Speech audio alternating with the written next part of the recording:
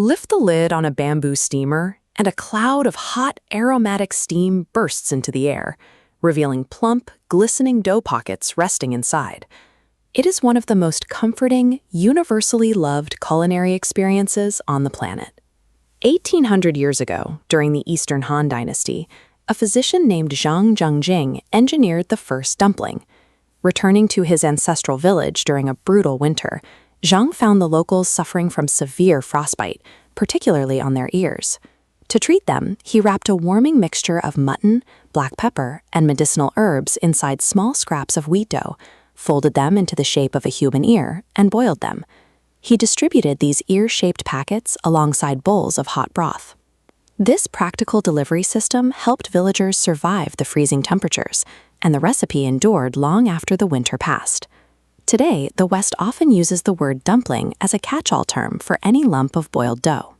In Chinese cuisine, the definition is strictly bound. A true dumpling consists of a piece of dough completely wrapped around a filling. This diagram shows the three major taxonomic categories of the Chinese dumpling. First is the jiaozi, characterized by a thin, unleavened, crescent-shaped wrapper. Next is the baozi, a thicker, round bun made from yeast-leavened dough. Finally, there is the wonton, identifiable by its paper-thin, square wrapper. Look at this map dividing northern and southern China. The primary ingredient used to make these wrappers depends entirely on which side of this agricultural boundary the dumpling comes from. North of the Yangtze River, the climate is cold and dry. This is wheat country. The environment yields hardy crops that are milled into flours, creating the sturdy, thick wheat wrappers necessary to hold heavy fillings. Southern China is hot and wet. This is rice country. Here, cooks utilize the abundant local rice and tapioca starches to craft delicate, nearly translucent wrappers that require a much gentler touch. Before a filling is even mixed or a single pleat is folded, the exterior wrapper itself acts as an edible geological record of the exact region where it was born. In the freezing winters of the north, the most common preparation is shui jiao, which literally translates to water dumplings, referring to the fact that they are boiled.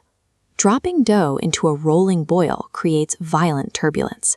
Thick wheat skins provide the structural integrity needed to survive the water without rupturing, while dense fillings of minced pork and cabbage provide the caloric warmth required for the winter.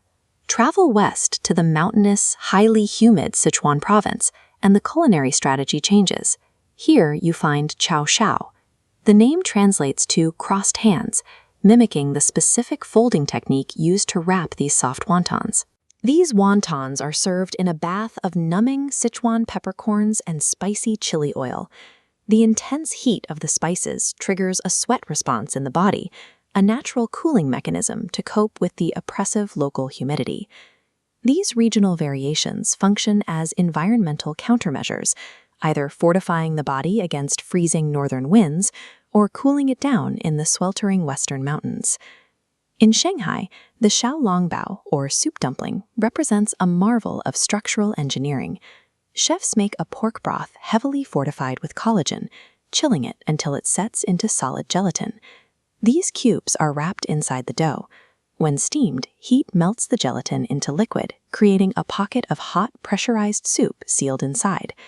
Further south, in the coastal dim sum parlors of Guangdong province, you'll find hargao, a shrimp-filled dumpling, and the open-topped su mai. Cooks here rely on stacked bamboo steamers to prepare them. Unlike the agitation of a boiling pot, a bamboo steamer provides a gentle, ambient heat. This method protects the thin tapioca starch wrappers while highlighting the fresh coastal seafood inside. Because of these varying cooking methods, the specific fold of the dough is highly functional. The thick, pinched cabbage fold acts as heavy armor against boiling water, while the intricate crown pleat gathered at the top of a soup dumpling creates a watertight, pressurized seal. The specific architecture of a pleat dictates how the dumpling interacts with heat, transforming a simple fold into a functional seal that survives boiling, steaming, or the intense pressure of a soup filling. On the eve of the Lunar New Year, dumplings take on the central role in the domestic family kitchen.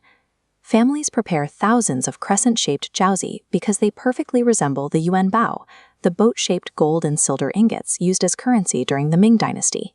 Eating these ingot-shaped pockets at the stroke of midnight is a ritual act intended to bring wealth and prosperity for the coming year. In some households, a single clean coin is hidden inside one wrapper to bless the individual who finds it. Even the plating is governed by tradition. Serving dumplings in a disorganized heap is believed to symbolize a turbulent life. Instead, they must be arranged in neat, orderly lines or circles to symbolize a smooth journey through the months ahead. Arranged this way, the dumplings represent a fleet of golden boats moving across smooth water, intended to guide the family into a stable, prosperous year.